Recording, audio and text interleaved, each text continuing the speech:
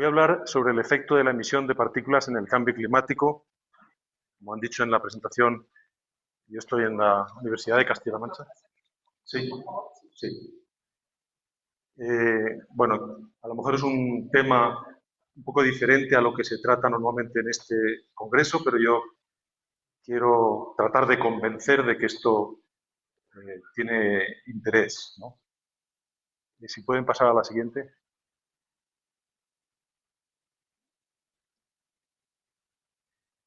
Bueno, pues este es un esquema de lo que ocurre con las partículas que se emiten como consecuencia de los procesos de combustión, no solamente del transporte, que es lo que aquí más es protagonista. Bueno, pues esas partículas se quedan suspendidas en la atmósfera, se pueden depositar en superficies, además contribuyen a la nucleación. Ahora vamos a ver todo esto un poco esquematizado en la siguiente transparencia, por favor. Dando lugar a lo que se llama forzamiento radiativo. El forzamiento radiativo se define como la diferencia entre la energía entrante y saliente en la atmósfera. Y estoy hablando aquí de esto porque las partículas emitidas por procesos de combustión tienen un importante efecto sobre el forzamiento radiativo. De hecho, en el panel intergubernamental del cambio climático se le considera entre el segundo y el tercero agente más importante, evidentemente después del CO2, pero a la altura del metano. Y si clasificamos el forzamiento radiativo, podemos hablar de directo y de indirecto. El directo son dos fenómenos. Uno es cuando los aerosoles, estas partículas están en forma de aerosoles en la atmósfera y producen o pueden producir un calentamiento atmosférico. También podría ser, en función, ahora lo veremos, de las características, que fuera un enfriamiento. Pero también pueden depositarse en superficies, sobre todo en superficies brillantes, y absorber más luz, más energía luminosa, que si no estuvieran depositadas. Eso también es el forzamiento directo. Luego está el indirecto. El indirecto, yo no voy a hablar tanto de este aquí, pero consiste en la nucleación. Las partículas favorecen la nucleación de gotas o de cristales de hielo, cambiando la dinámica de las nubes y de los cirrus. Supongo que todos vosotros conocéis ese experimento tan famoso de agua subenfriada, que cuando se contamina con una partícula, automáticamente se congela. Pues eso, incluso a temperaturas negativas. Pues eso es lo que pasa con las nubes. Las nubes necesitan un agente contaminante para una impureza, para desarrollarse, para desaparecer también. Y eso hace que cambien las propiedades ópticas de toda esa capa de nubes que tenemos alrededor de la Tierra. Pueden durar más, pueden convertirse en más brillantes y reflejar más, pueden desaparecer y reflejar menos. Es decir, pueden contribuir a la reducir el tiempo de vida de las nubes. Todo eso afecta al cambio climático. De tal manera que si la cuenta que vamos a hacer es que si el forzamiento radiativo directo, ya ahora olvidándonos un poco del indirecto, es positivo, eso quiere decir que contribuye al calentamiento. Mientras que es negativo, contribuye al enfriamiento. Y ya veremos que dependiendo de muchas cosas, puede ser positivo o puede ser negativo. La siguiente, por favor. Bueno, antes de empezar a pasar a ver cuál es el efecto de las partículas sobre el forzamiento radiativo, no tengo más remedio que introducir algunos conceptos para que se entienda un poco lo que voy a contar. Imaginemos que eso es una partícula, parece una nube, pero yo quería representar una partícula que recibe una energía del Sol, parte de la cual es absorbida y parte de la cual es dispersada. Lo primero que podemos definir es las eficiencias. Hay una eficiencia de absorción que es la energía que se absorbe por esa partícula con respecto a la que incide sobre su sección recta, ¿vale? AP es la sección recta, es decir, perpendicular al ángulo de incidencia. Y la misma eficiencia, se llama Q, es lo mismo para el scattering, para la dispersión. Es decir, sería la energía dispersada en función o dividido por la energía que incide sobre la sección recta de la partícula. Y evidentemente la suma de estas dos eficiencias es la eficiencia de extinción. Estas eficiencias, curiosamente, es algo quizá no muy intuitivo, pero normalmente si las partículas son pequeñas, son mayores que la unidad. ¿Qué quiere decir que sean mayores que la unidad? Pues que la energía que se puede absorber o que se puede dispersar es mayor que la que incide sobre la sección recta de la partícula. Y esto es porque al ser las partículas tan pequeñas, interaccionan con, digamos, los alrededores de la sección recta. Es decir, hay una interacción entre los fotones de la radiación electromagnética y los electrones que componen la materia, ¿vale? Recordar esto, pueden ser mayores que la unidad. Dale al siguiente, por favor. Relacionado con esto, necesito que el que controla esto sea un poco más rápido, si es posible. Relacionado con esto, hay otro concepto que es el área de absorción. El área de absorción es un área imaginario que es el resultado de multiplicar la eficiencia de absorción por la sección recta, ¿vale? Es un área que podría ser un poco mayor que la sección recta, digamos que sería la aureola que hay alrededor de la partícula, significando el área de captación de esa energía, de esa radiación electromagnética. Y luego lo mismo se puede hacer con el área de scattering, ¿vale? Si luego estos, de nuevo, la suma sería la extinción, el área de extinción. Si estas áreas se dividen por la masa de la partícula, entonces tenemos tres parámetros que son muy utilizados en la bibliografía, que son las secciones específicas, es decir, secciones por unidad de masa. Tienen, por lo tanto, unidades de metros cuadrados partido por gramo. Y hay el MAC, que es la masa específica de absorción. Está el MSC, que es la cross section, es decir, el área específica de scattering, y la suma de las dos, que sería el área específica de extinción. La siguiente, por favor. Si se divide, ya sean las eficiencias, las secciones o las secciones específicas, el cociente es el mismo. Es lo que se llama el single scattering albedo, que es una manera de expresar cuánto dispersa una partícula con respecto a lo que extingue, ¿vale? Espero que quede claro esto. Vamos a la siguiente transparencia, entonces. Otro concepto que también es necesario repasar es el de los regímenes de dispersión. Si tenemos partículas de tamaño muy pequeño y siempre el tamaño de las partículas se compara con la longitud de onda de la radiación, si es mucho más pequeño que la longitud de onda de la radiación, entonces la dispersión se llama dispersión de Rayleigh. Y si la partícula fuera esférica, esta sería simétrica con respecto a la partícula, ¿vale? Sin embargo, si el diámetro de la partícula está en el orden de magnitud de la longitud de onda, esto se llama dispersión de Mie. Y no, lo normal depende de muchas cosas, pero si es esférica, está orientada hacia adelante, ¿vale? Todo eso se cuantifica con el siguiente parámetro, que voy a definir en la siguiente transparencia, que es el factor de asimetría. El factor de asimetría es la integral a lo largo de todo el ángulo, de tal manera que este caso sería una partícula isotrópica. No existen partículas isotrópicas, normalmente son todas anisotrópicas. Si la partícula es esférica, pues lo habitual es que si la partícula es suficientemente grande, sea hacia adelante. Eso quiere decir que el factor de asimetría es un parámetro que se mueve entre -1 y 1, sería positivo. Sería próximo a 1, 0,7, 0,8, algo así. Vamos más adelante. Bueno, ahora voy a tratar de explicar cómo afectan las partículas, en primer lugar, cuando están suspendidas en forma de aerosoles, una capa de partículas suspendida en forma de aerosoles, cómo afectan al forzamiento radiactivo.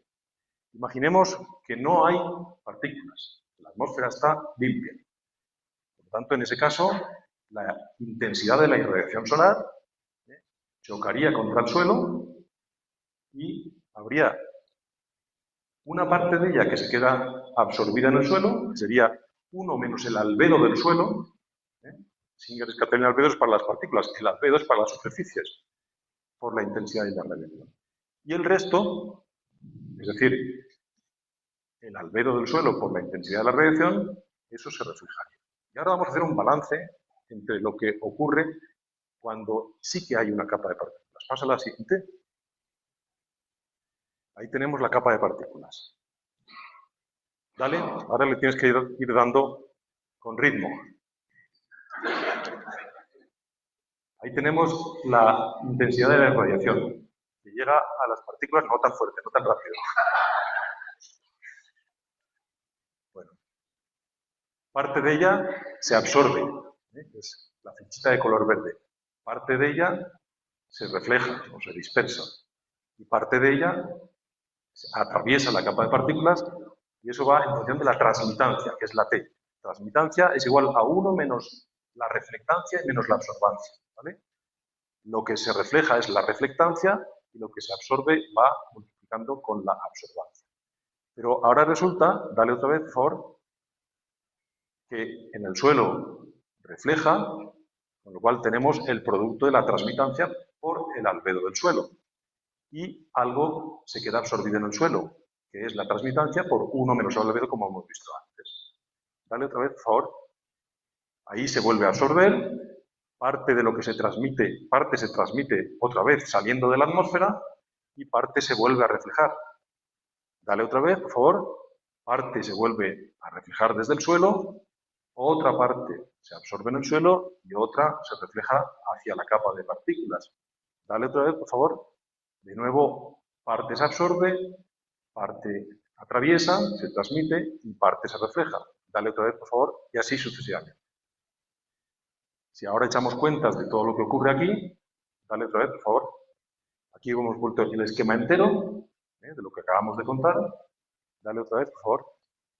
Hagamos la cuenta, en primer lugar, dale otra vez, por favor, de lo que se refleja, es decir, de toda la energía de la irradiación solar que sale fuera de la atmósfera, que viaja de vuelta hacia la atmósfera.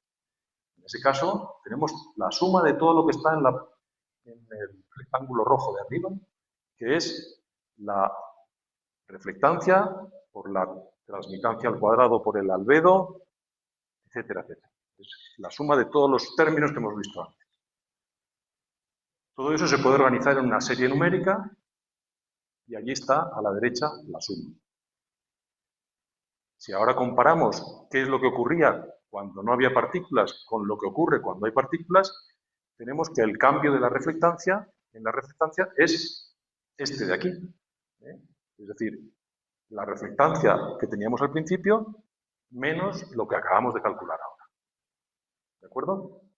Dale, por favor. Pero ahora, además, dale otra vez.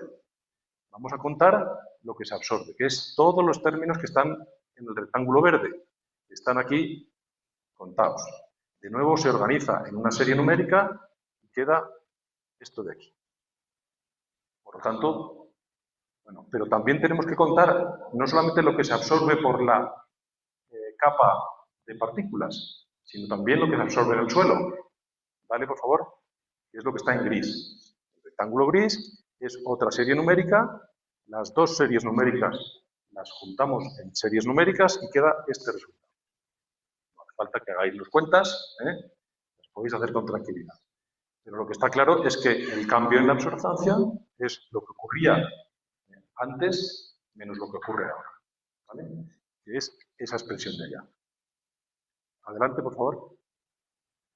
Bueno, con todo esto, si se hace entera la ecuación sin despreciar ningún término, sale una ecuación muy grande, pero lo habitual es despreciar los términos al cuadrado, porque son siempre valores menores que la unidad, con lo cual, elevados al cuadrado son todavía menores, y lo que queda es esta ecuación del forzamiento radiativo directo, que ya está puesta aquí en función de las longitudes ópticas. En vez de la reflectancia y la absorbancia, se ha escrito en función de las longitudes ópticas de absorción y de dispersión.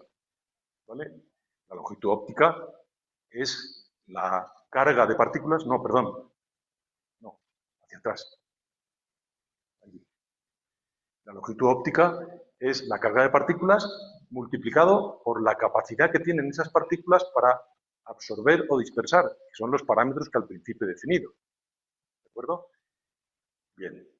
Pero también la dispersada hay que multiplicarla por la fracción de upscatter, que se llama el upscatter, del diagrama de dispersión, que sería lo que queda en la parte de arriba de la horizontal.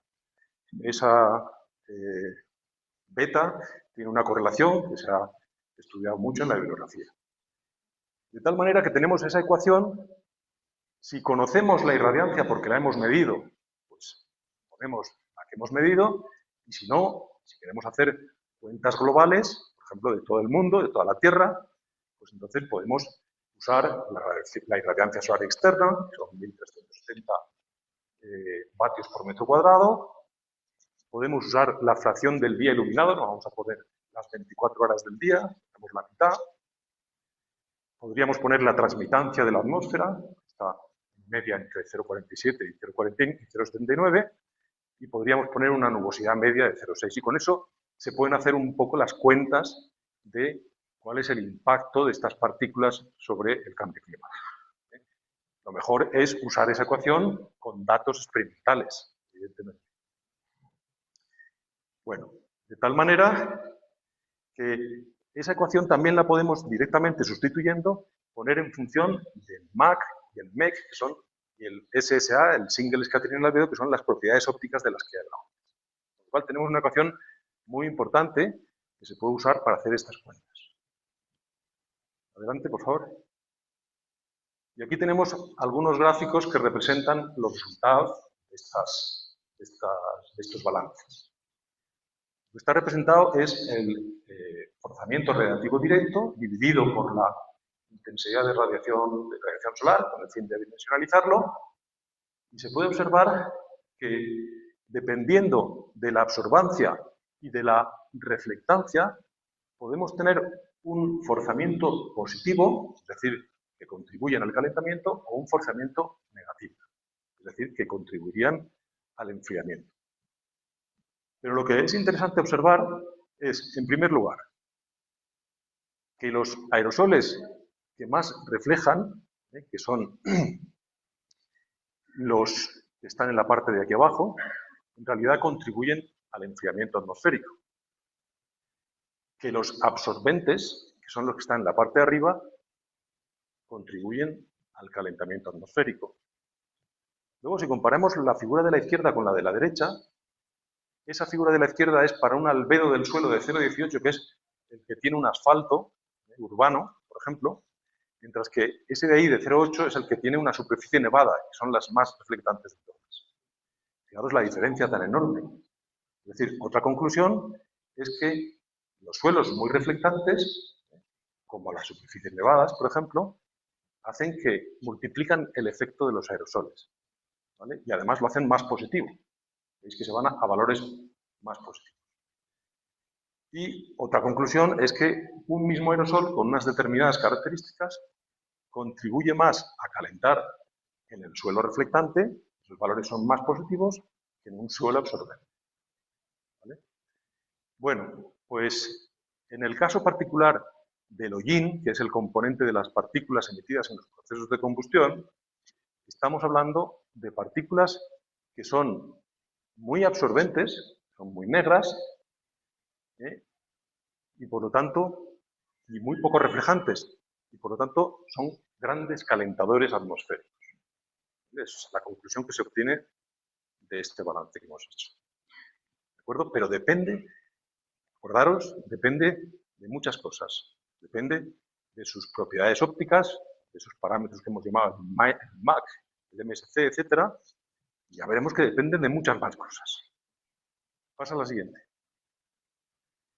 Otro modo de hacer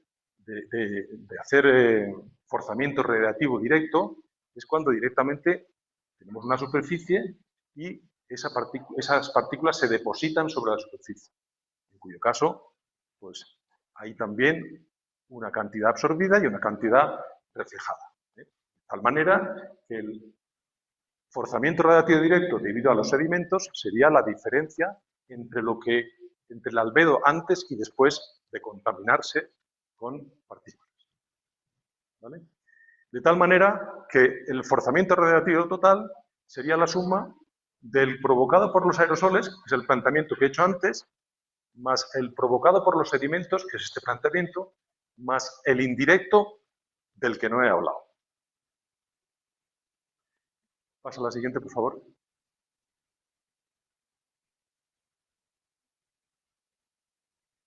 A la siguiente, por favor. Bueno, pues... Y ahora vamos a ver cómo se cuantifica el impacto climático. Lo normal es cuantificarlo por medio de un parámetro que es el GWP, el Global Warming Potential, que es la integral. Se puede hacer a 20 años, a 100 años, lo habitual es hacerla a 100 años, de ese forzamiento radiativo que comprende el directo y el indirecto a lo largo del tiempo. Así se ha hecho para sustancias, sobre todo el CO2, el metano y el óxido nitroso, y el panel intergubernamental del cambio climático ha ido modificando esos resultados del GWP. El del CO2 siempre es 1 porque es la referencia. El del metano en el primer informe del panel, que fue en 1990, le asignó un valor de 21, luego ha ido mejorando esos cálculos, 21, 23, 25, 28, etc. El óxido nitroso pues también ha ido cambiando sus datos. Pero la asignatura pendiente del panel intergubernamental son las partículas. De hecho, el propio panel, en su séptimo informe que todavía no se ha realizado, ha declarado que se va a profundizar en el efecto climático de las partículas. Veremos a ver cuáles son los resultados. Nosotros hemos hecho un poco de revisión bibliográfica, con la ayuda de mi amigo John, de cuánto dice la gente que es el GWP del black carbon. El black carbon es lo que nosotros llamamos el hollín. Esto está, digamos, dominado, manejado por medioambientalistas que tienen otro lenguaje diferente al nuestro, ellos le llaman black carbon, pero es lo mismo. Pues uno de los autores que más hablan de esto es un tal Jacobson, que la primera propuesta que hizo en 2005, sin distinguir black carbon de brown carbon, que en realidad son hidrocarburos, declaró una horquilla entre 95 y 191 de GWP. Recordad que el metano tiene 24 o 25. El mismo Jacobson, comparando los tiempos de residencia del CO2 con el black carbon, pues corrigió esos datos en 2008 y le asignó un valor de 2083. Tammy Bond y Sun fueron los primeros que cogieron aquella ecuación y la integral la resolvieron, es decir, porque el forzamiento radiativo va cambiando con el tiempo. Con lo cual, los planteamientos de Jacobson no eran precisos porque no tenían en cuenta esa variabilidad. Entonces, ellos sí que hicieron una integral y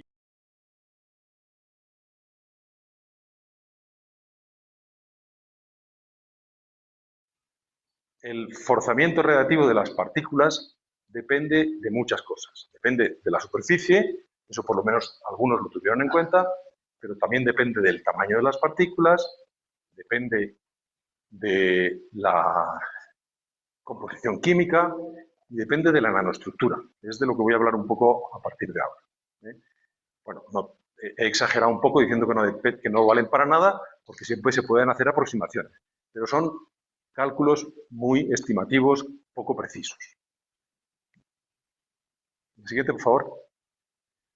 Bueno, pues para poder abordar esto, hay una teoría, que es la teoría de Mie, que son estas ecuaciones, son ecuaciones de Bessel, series infinitas de números, no voy a entrar en los detalles, pero que resuelven bien el problema de la dispersión y de la absorción de la radiación electromagnética cuando las partículas son esféricas. Ahí ya tenemos un problema. Esa solución requiere que las partículas sean esféricas. Siguiente, por favor. Hay una manera de resolverlo más fácil, pero que solo vale cuando las partículas son muy pequeñas, mucho menores que la longitud de onda, que es, recordáis de antes del régimen de Rayleigh, que es la ecuación de Rayleigh, que es una manera de coger nada más que el primer término de la serie infinita, con lo cual queda una ecuación mucho más sencilla, y de esa manera se supone que la partícula es como un dipolo eléctrico en presencia de un campo magnético. ¿Vale? Y queda esta ecuación, que es mucho más fácil de resolver. Fijaros que en esta ecuación aparece ya por primera vez un término, bueno, en las ecuaciones anteriores también aparecía, que es m. M es el índice de refracción. Es un número complejo. Ahora hablaré de él. Siguiente, por favor. Pero también la teoría de Rayleigh. Siguiente, por favor. ¿Sí? Ah, mucho mejor. Excelente. Gracias. También estos dos métodos requieren que las partículas sean esféricas. Y por desgracia, las partículas que se emiten en procesos de combustión distan mucho de ser esféricas. Normalmente son aglomerados formados por esferas, por algo que se parece a las esferas. ¿Vale? Entonces, si asumimos que son esféricas, entonces tenemos la posibilidad de usar Mie, la teoría de Mie, o de usar un método que ahora veremos, que es la aproximación de Rayleigh-Debye-Ganz. Ahora hablaré un poco de ella. Mientras que si son de forma arbitraria, por ejemplo, aglomerados, entonces hay otra serie de métodos un poco más complejos. ¿Vale? Yo voy a hablar de los métodos, un poco de los métodos principales que asumen que las partículas son esféricas. ¿Cómo podemos resolver el problema de que sabemos que no son esféricas? Entonces, yo creo que esto, así, aquí. Entonces, uno de los métodos, ya he dicho, es la aproximación de Rayleigh-Debye-Ganz. ¿En qué consiste? Pues, básicamente consiste en aplicar el método de Mie a cada una de las partículas esféricas o casi esféricas que componen el aglomerado, como si fueran dispersores de luz independientes. Y luego, como eso no sabemos que no es cierto, para tener en cuenta las interacciones, hacer una serie de correcciones. Esa es un poco la filosofía. El otro método es todo lo contrario. Es circunscribir el aglomerado dentro de una esfera y obtener algo así como la media ponderada del índice de refracción, que es el parámetro más importante. Y para esa media ponderada hay una serie de métodos que tampoco voy a describir, que son los modelos de medio efectivo, se llaman. ¿Vale? Bueno. Y ahora vamos al concepto importante, que es el índice de refracción. Habéis visto que todos estos métodos serán más complejos o más sencillos, serán más precisos o menos, pero todos requieren un conocimiento del índice de refracción. Como he dicho antes, es un número complejo que en realidad es la forma que se ha propuesto para... Perdón. Bueno. Esto no fue. Para atrás, por favor, ¿alguien me puede ayudar? Aquí. No, ya. Es que va con retraso. Bueno. Tiene una parte real que es... De aquí no pasa. Ahí. Bueno, tiene una parte real que en realidad refleja la refracción de la luz al atravesar la partícula y tiene una parte imaginaria que en realidad es la absorción, que viene a significar la absorción de luz, es el coeficiente de absorción. Bueno, cómo se va atenuando la intensidad de la radiación del Sol. Bueno, hay otro concepto que también quiero señalar, que es la constante dieléctrica. Para que nos hagamos una idea, es el cuadrado Cuantifica la polarización de un material en un campo magnético, pero es el cuadrado del número complejo índice de refracción. Por lo tanto, también tiene una parte real y una parte imaginaria.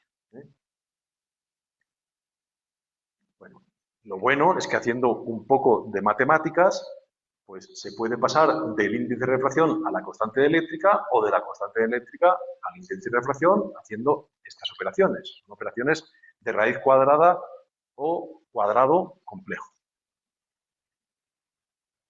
No sé dónde tengo que... Bueno. Y aquí están los resultados.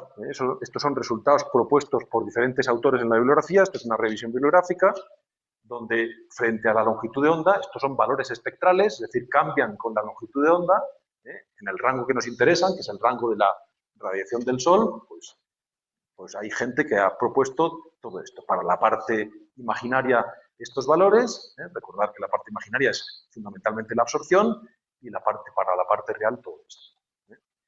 Bueno, el problema es que hay mucha diferencia de datos. Es decir, el hollín es un material muy disperso, muy diverso, y por lo tanto, pues cada uno hace su experimento y obtiene unos valores que trata de representar y pretendidamente que sean universales, pero no lo son. De tal manera que una de las formas que nosotros creemos que es más interesante para abordar este problema es utilizar, bueno, esto es la fuente de estos datos, es utilizar el modelo de dispersión, un modelo que se llama el modelo de dispersión, ¿vale? Y con este modelo, diferentes autores han obtenido las evoluciones a lo largo de la longitud de onda. Esto no me hace caso.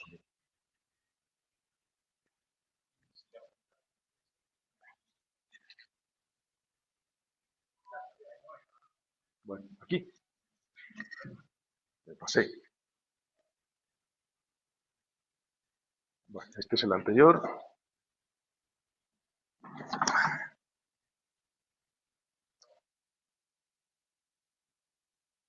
Bueno, lo siento mucho, pero esto va muy lento.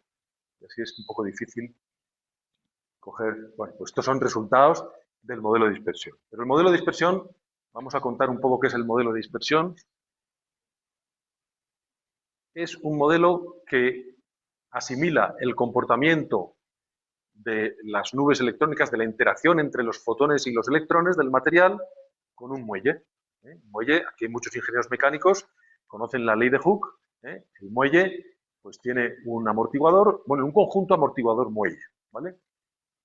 Pues lo mismo pasa con un núcleo atómico y una nube electrónica que están sometidos a un campo eléctrico. Se produce una oscilación o una serie de oscilaciones que son las que esas ecuaciones de la ley de Hooke tratan de representar. Esta es la analogía. Bueno, ahí están las ecuaciones. Como veis aquí, consisten en una serie de osciladores, pero luego tienen un término que no tiene frecuencia de resonancia. Como veis aquí, hay que sacarlo, por lo tanto, fuera del sumatorio, que es el que corresponde a los electrones libres, porque hay materiales que tienen electrones libres, que son los que precisamente les dan conductividad eléctrica a esos materiales, ¿vale? Bueno, ahí están el significado de todos los parámetros, para que veáis, tanto para la parte real como para la parte imaginaria, ¿vale? Bueno, y el material, en este caso el hollín, pues tiene varios osciladores. Normalmente los que se estudian son estos tres, porque son los que están en la zona de energía fotónica más interesantes por su comparación con el espectro solar. Aquí está representado en los tres, digamos, lenguajes: la longitud de onda, la energía fotónica y la frecuencia. Es lo mismo, se pueden usar cualquiera de las tres como referencia. Los dos primeros son los dos primeros osciladores son los que más influyen en la interacción con la irradiación solar. Bueno, pues lo que nosotros hemos hecho es relacionar los parámetros del modelo de dispersión con las características del hollín, las características nanoestructurales del hollín.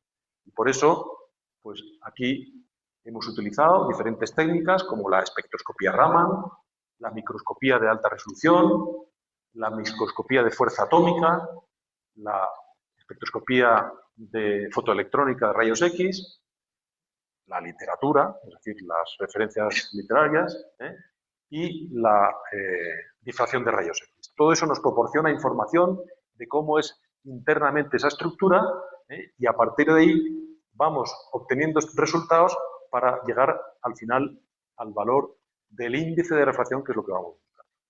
Y el problema es que el hollín es un material que habitualmente se presenta en este diagrama ternario, mucho más cerca de la hibridación SP2, que es la típica del grafito. Aquí en este extremo estaría el grafito perfecto, mucho más lejos del diamante, que son hibridaciones SP3, para que los conozcáis un poco de química, y con ciertas impurezas de hidrógeno, porque no se deshidrogena por completo nunca al 100%, ¿no?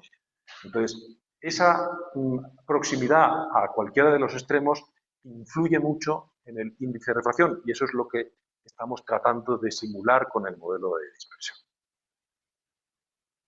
Las referencias que usamos son el grafito perfecto, que es un material muy curioso porque es conductor en una dirección, pero no en la dirección perpendicular a la dirección basal, y el diamante, que es un material que, como todos los enlaces son covalentes, no tiene ninguna conductividad, cero conductividad, ¿vale? Bueno, pues estos dos son los materiales de referencia, y con estos materiales de referencia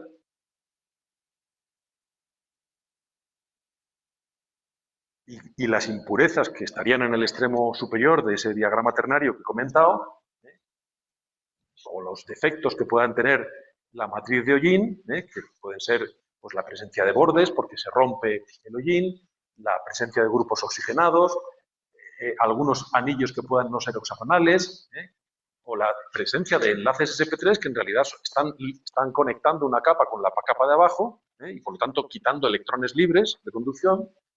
Pues es lo que hacemos para tratar de identificar cuál es el parámetro clave en todo este cálculo que presentaba al principio, que es el índice de refracción, ¿vale?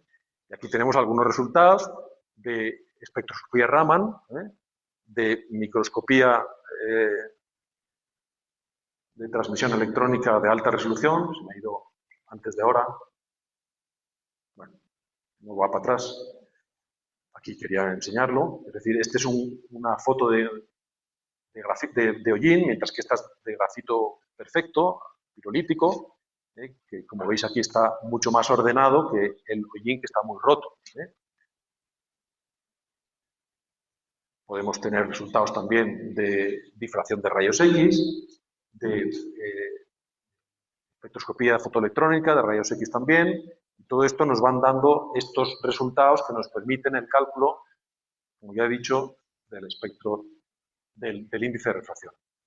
Y ya para terminar, un poco de publicidad.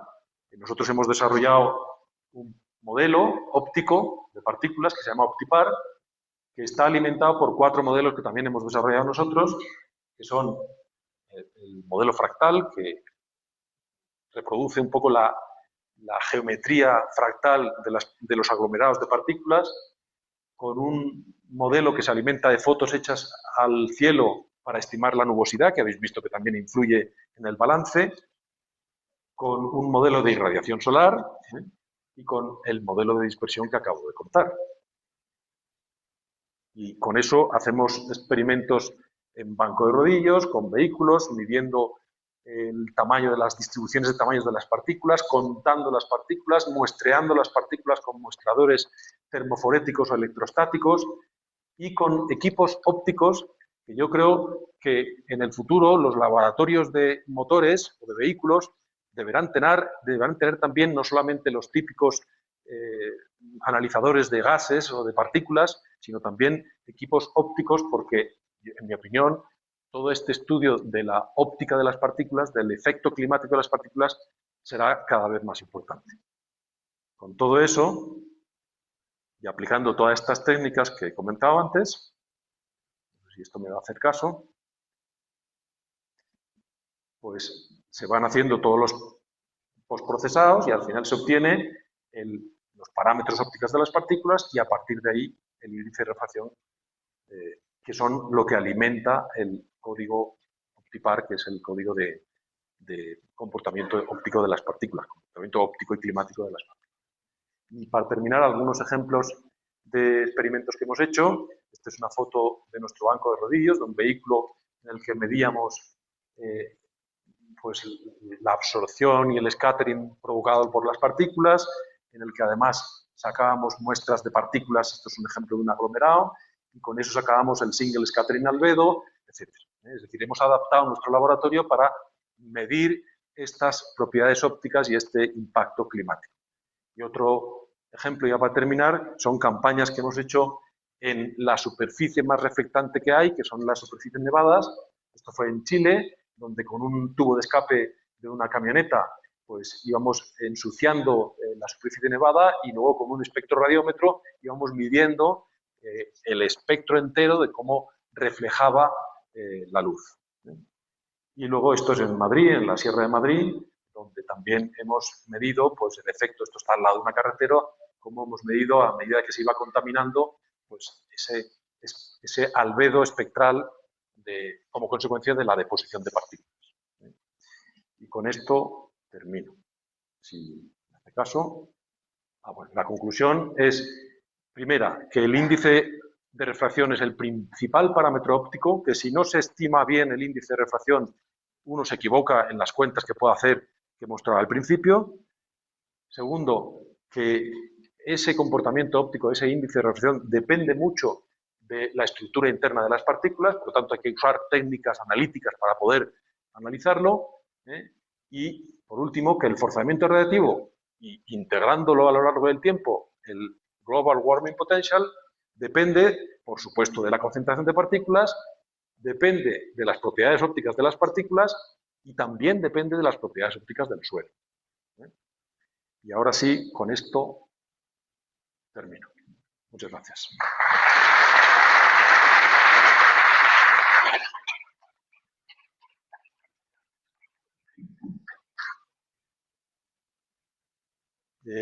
Yo creo que me he ajustado al tiempo, ¿no? ¿O me he pasado?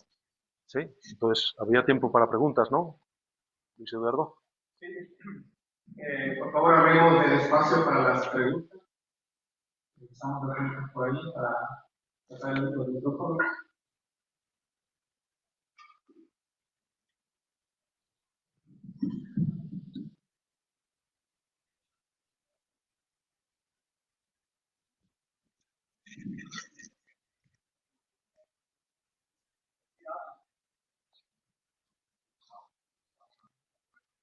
Lo cojo yo entonces. Sí. Muchas gracias por la presentación. Una pregunta respecto al cálculo de la longitud de onda en comparación a los planos. Usted mencionaba que estos cálculos están basados en la radiación, pero cuando refleja la radiación después del albedo, cambia fuertemente la longitud de onda de la luz. ¿Cómo se ve reflejado eso en los cálculos? Se genera una serie de datos que parecen personales. Es que todos los cálculos son espectrales. Todo se hace a lo largo de todo el espectro. O sea, al final hay que hacer una integración a lo largo del espectro. Por lo tanto, hay que seguir todo el espectro. Cualquier parámetro de los que has visto aquí, todos los parámetros que has visto aquí son espectrales. Todos tienen un comportamiento diferente a lo largo de la longitud de onda. ¿Se considera esto de una manera general? No, se considera uno por uno, pero luego hay que integrar. O sea, el albedo, cuando yo he hablado aquí del albedo, en realidad es la integración del albedo espectral. Cuando he hablado del Mass Specific Cross Section, es la integración del espectral. Todo se hace espectral. Y a la hora de ver el impacto climático, en el caso de la irradiación solar, también es espectral. Por lo tanto, el resultado digamos, el modelo hay que alimentarlo con el espectro solar, que si se mide mejor. Pero si se hacen cálculos globales, pues hay que coger el teórico o el medio, digamos.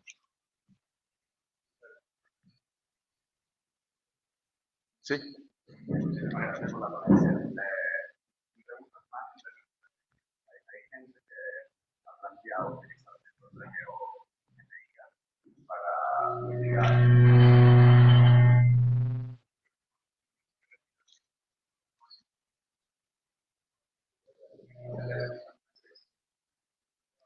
De todos modos, te oigo bien, ¿eh? Muchísimas gracias por la presencia. Algo diferente. Alguien que está realizar partículas solar y de esa manera mitigar cambios. También que es algo un poco controversial, que tiene potenciales problemas de implementación y bastante poder ambientalmente en IPC. ¿Cuál es el potencial de? Bueno, no conozco esas técnicas, pero las partículas, como hemos visto, dependen de sus características. De hecho, hay partículas que lo que hacen es que contribuyen al enfriamiento. Por ejemplo, ha habido episodios de erupciones volcánicas en los que la consecuencia ha sido un enfriamiento climático, ¿no? Normalmente eso ocurre con cenizas volcánicas porque son mucho más reflectantes que el hollín, que es un carbono negro de los procesos de combustión. En general, los polvos minerales que se suspenden con los vientos, por ejemplo, nosotros estamos estudiándolos mucho también ahora, pues depende, hay polvos que son muy arcillosos y por tanto contribuyen al enfriamiento, pero hay minerales muy ferrosos, como la pirita o la pirrotita, que son casi tan negros como el black carbon, ¿no? Entonces depende en cada situación, todos son efectos naturales, algunos de ellos, otros son antropogénicos, son efectos del cambio climático que se realimenta a sí mismo, porque el cambio climático también hace que haya más vientos, que se desprendan los vientos polares y eso hace que haya más resuspensión de la erosión. Entonces, todo es muy complejo. Es decir, atribuir a la intervención humana el cambio climático, desde luego que es innegable, pero es muy complejo el cuantificar cuánto. Sí. Bien, muchas gracias por la intervención. Mi pregunta es sobre esto. Necesitamos para las partículas para poder integrarlas a la ecuación teórica. Entonces, ¿cuándo anticipas que vamos a tener un número que pueda aceptarse internacionalmente para poder tratar con el efecto climático? Yo visualizo un número medio, pero que no va a ser representativo de nada o de casi nada, porque es muy variable, como he tratado de demostrar. Es decir, el metano es una molécula que es la misma aquí y en China. Y sin embargo, las partículas dependen de la máquina térmica donde se han producido, de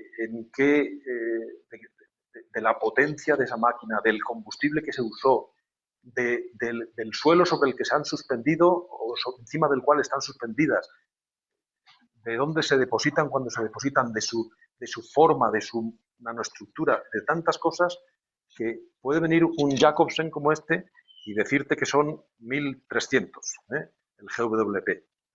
¿Y de qué sirve eso? Pues a lo mejor para comparar globalmente, pero para dar ese número hay que hacer muchos estudios que se van dando pasos. Por ejemplo, este último autor que dije ha hecho un recorrido por todas las superficies del mundo y por lo menos eso lo ha promediado. Pero, ¿y los demás parámetros? ¿Quién los va a promediar? ¿Va a ser el panel intergubernamental de cambio climático el que se dedique a hacer eso? Es una labor dura. Y en ese sentido, ¿no piensas que es potencial a usar las observaciones de los satélites? Mira, ya que me haces esa pregunta, me alegro que me hagas esa pregunta porque eso es muy controvertido también. Desde luego, es una herramienta muy útil, ¿no? Pero los satélites difícilmente distinguen unas partículas de otras. De hecho, hay una confusión que tienen los medioambientalistas, no sé si tú eres medioambientalista, pero me voy a meter un poco con los medioambientalistas, y es que a todo lo que absorbe a 880 nanómetros lo identifican como black carbon. Eso es falso, eso es totalmente falso. Eso también lo decíamos en la publicación esta que hicimos, nos aprovechamos ahí para meternos con los medioambientalistas, porque todas las partículas del mundo absorben más o menos a 880 y los etalómetros están calibrados para black carbon, pero cuando no es black carbon no valen. Entonces, los satélites tienen etalómetros que miden la carga de partículas vertical y arbitrariamente la identifican con black carbon. Eso no es cierto. Entonces, yo digo que son útiles, pero hay que saber interpretarlos y procesarlos. La mayor parte de los medioambientalistas no lo procesan bien, en mi opinión. ¿Sí? Si gritas un poco, te oímos todos.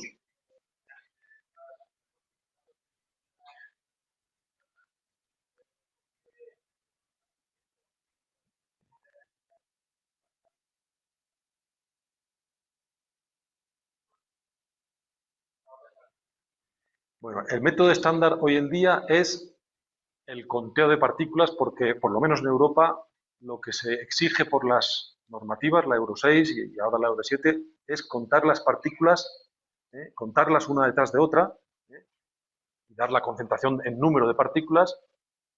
En la Euro 6 a partir de 23 nanómetros y ahora en la Euro 7 a partir de 10 nanómetros, es decir, un rango más amplio, ¿vale? Ese es el método estándar, pero eso no te da mucha información, eso te sirve para homologar un vehículo y ya está. Nosotros la medimos de muchas maneras, usamos medidores que miden el tamaño también, no solo el número, sacamos por lo tanto distribuciones de tamaños de partículas, pero tampoco eso te da toda la información. Y entonces tenemos que muestrear partículas con sondas y llevarlas a toda esa serie de equipos que he puesto ahí en la última parte de la presentación, que tienen, muchas universidades tienen servicios de instrumentación que permiten microscopía, espectroscopía de varios tipos, como has visto ahí. Entonces, al final tienes que hacer una combinación de todas esas técnicas. Cuantas más técnicas apliques, más te aproximarás al valor del índice de refracción, que es lo importante.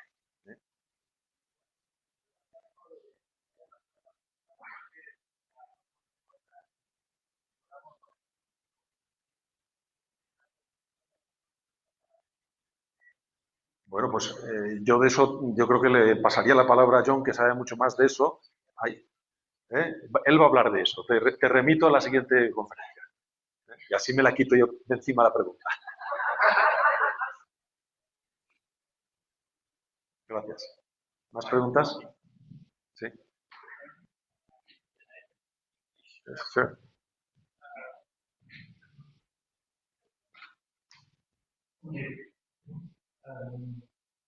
About the particle emission from vehicles, we are looking a constant reduction size.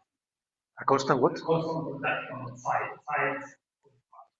Constant size? No, we are looking at the size of the particle. Yes. Very small. So, moving to more spherical particle. Yes. The shape. What do you think about the impact of global warming? Is that a good trend or? Okay, I think you are speaking about internal combustion engines, right? Okay. Okay, so if particle size is reduced, then agglomerates will be smaller, and probably many of the particles will be hydrocarbons, which are more reflective.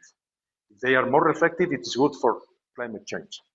If they are more spherical, if they are smaller, it is good for climate change because small particles reflect more, scatter more light than absorb. It is, opposite.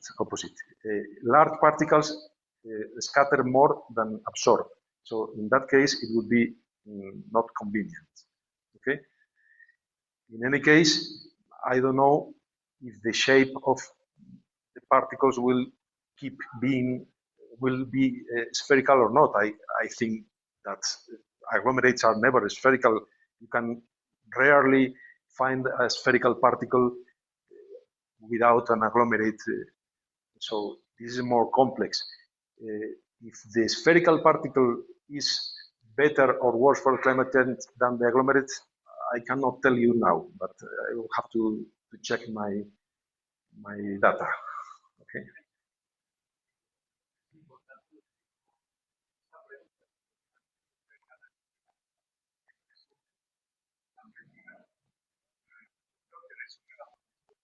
Sí, me preguntó el profesor Carlo Beatrice que ellos están trabajando en reducir el tamaño de las partículas en motores. Entonces, esto, se me ha olvidado comentar, I forgot to tell, esto puede ser bueno o malo para el cambio climático, es la pregunta. Hay razones por las que sería bueno y razones por las que sería malo. Otra razón por la que sería malo es porque el tiempo de suspensión en la atmósfera sería mucho mayor y al calcular el GWP va a ser mucho mayor. Por otra parte, las partículas cuanto más pequeñas son más absorbentes y en ese aspecto también es peor. Pero las partículas más pequeñas de todas, las que se emiten por un motor, son realmente hidrocarburos, que son muy reflectantes. Y en ese aspecto sería mejor.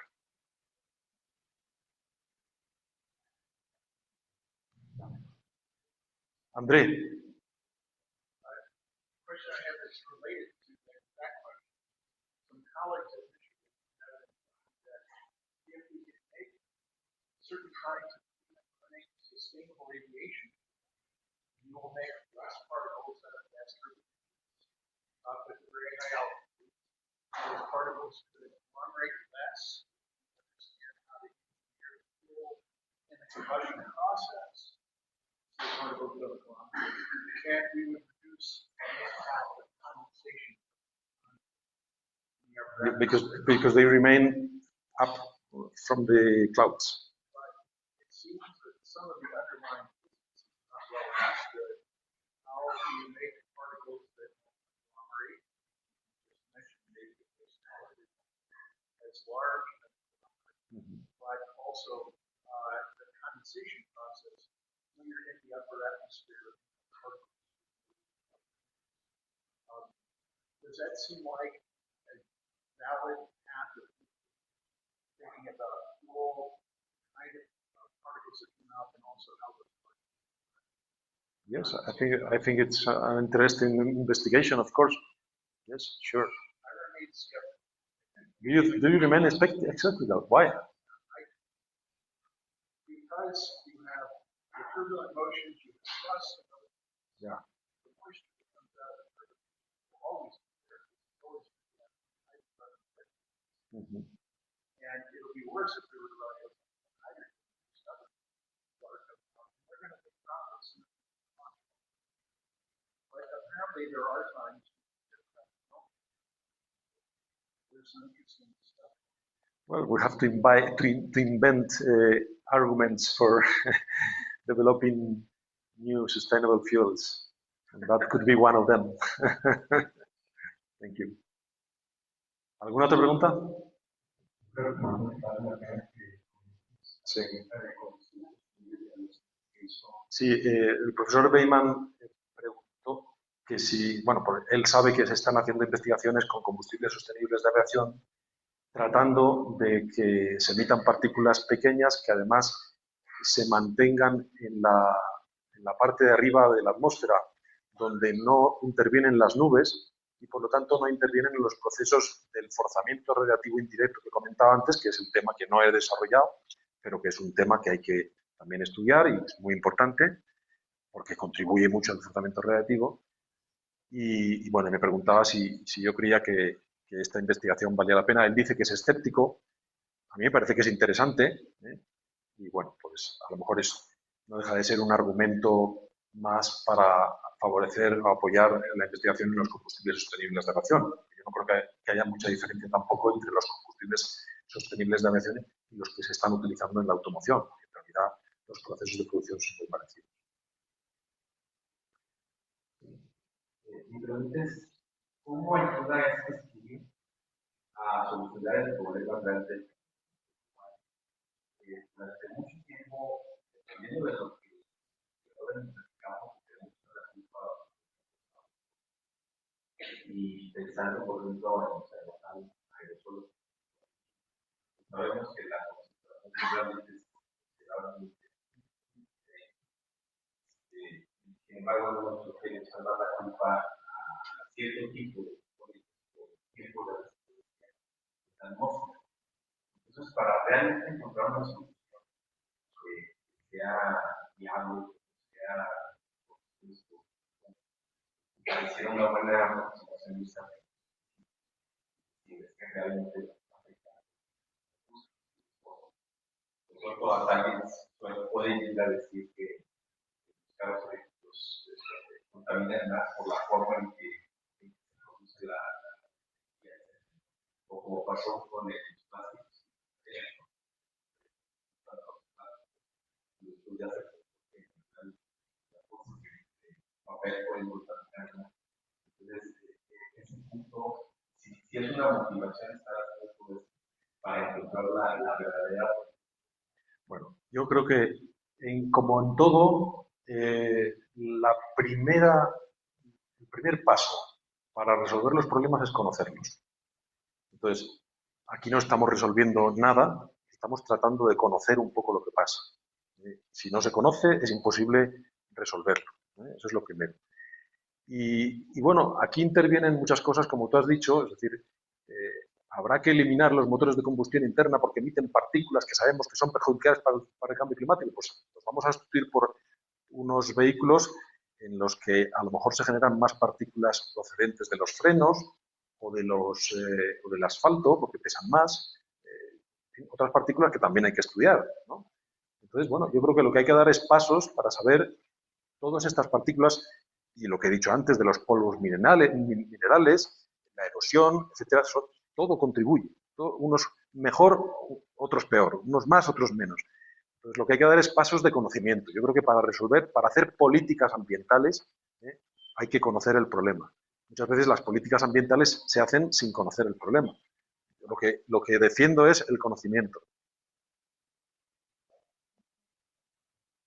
De hecho, el objetivo de mi charla, más que presentar conocimiento, porque media hora o 3/4 poco se puede hacer, es, que no sé si lo habré conseguido, motivar a muchos de los estudiantes que están aquí, investigadores, que puedan orientar sus carreras investigadoras hacia este tema, que yo creo que es un tema de futuro, que tiene futuro, que tiene interés, y bueno, pues si alguien tiene interés, pues se puede poner en contacto conmigo, por supuesto, y si no, pues que lo inicie él por su cuenta, porque seguro que tiene interés.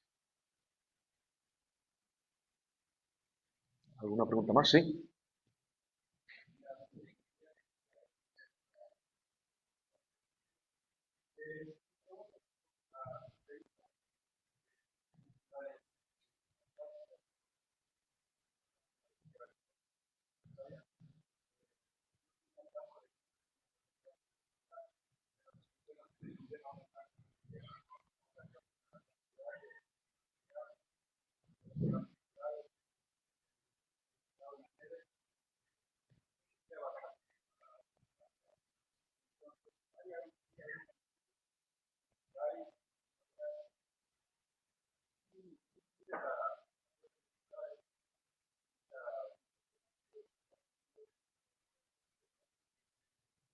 Pues sí.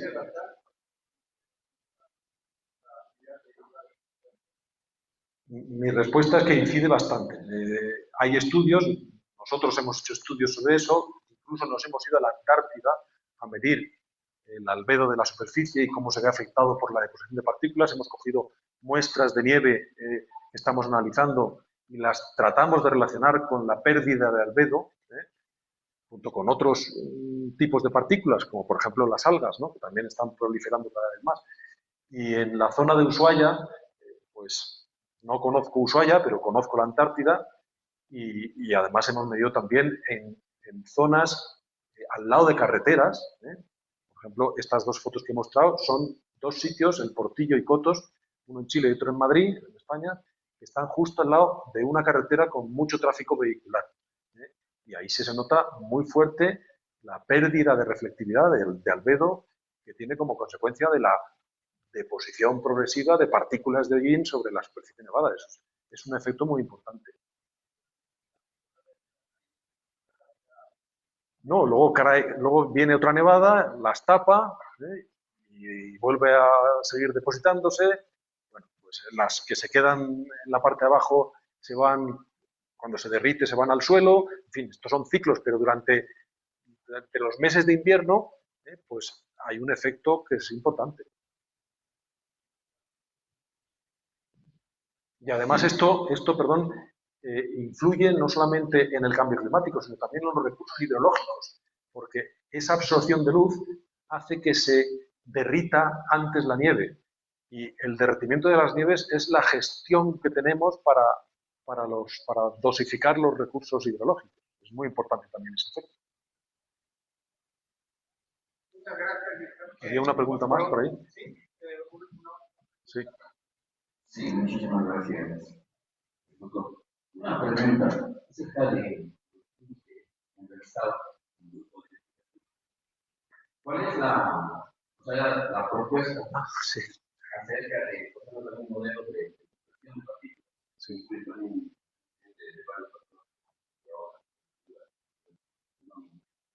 Y otro factor que estaba de la parte de cómo esas políticas gubernamentales o también de empresas manejan la parte eso es lo que también nos falta de estos pequeños pasos que damos a nivel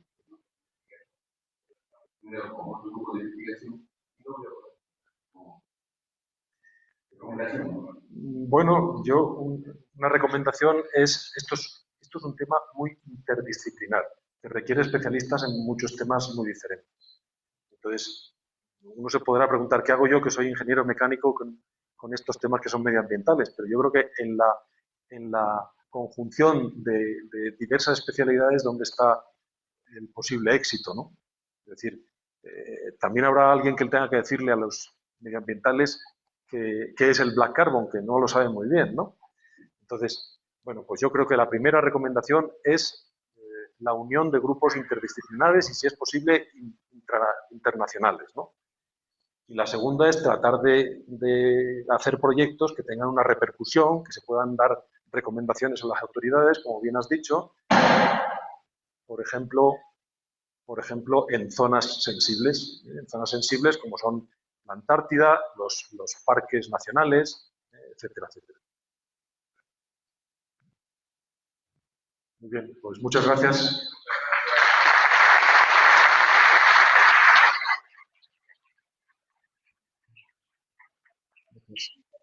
Sí.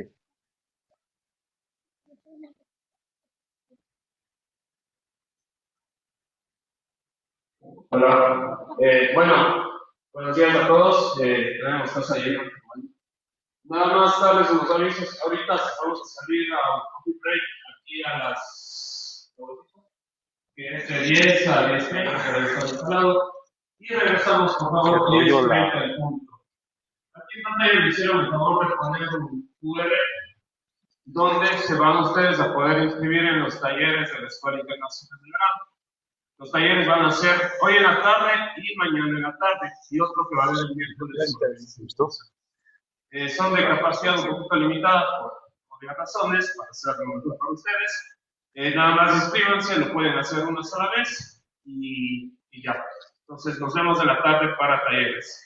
Y el otro aviso es del reto de bicicletas, que nos vemos a las 5:30, 6, en el taller de condición para indicaciones con los equipos de bicicletas eléctricas que nos acompañan. Y pues, muchas gracias y por favor, nos vemos. Chemical laboratory for materials. There are other colleagues from Institute of Research Conducting now stands. We have a very, very rich laboratory